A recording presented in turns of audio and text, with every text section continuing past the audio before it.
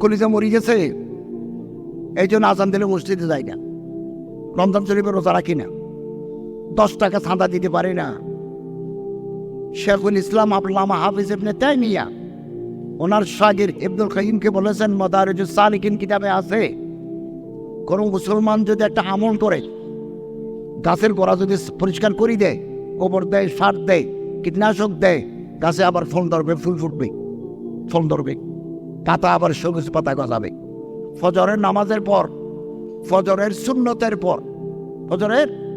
সুন্নতের পর জামাতের আগে কোনো মুসলমান যদি 40 বার একটা দোয়া পড়ে, আমার মুখে মুখে বলুন, ইয়া হাইয়ু ইয়া কাইয়্যুম লা ইলাহা ইল্লা আনতা বিরহমাতিকা আস্তাগীসু, এটা 40 বার পড়বেন মুতাবামাতান দাইমাতান, প্রতিদিন পড়তে হবে, একদিন পড়লে হবে না।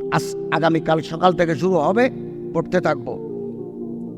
শেখুল ইসলাম আল্লামা হাফিজ ইবনে তাইমিয়া বললেন, আপনার কলবে নতুন ফুল ফুটবে, ঈমানের শক্তি বৃদ্ধি যাবে, ঈমানের হালাওয়াত বৃদ্ধি পাবে, মারফতে ইলাহি হাসিল হয়ে যাবে।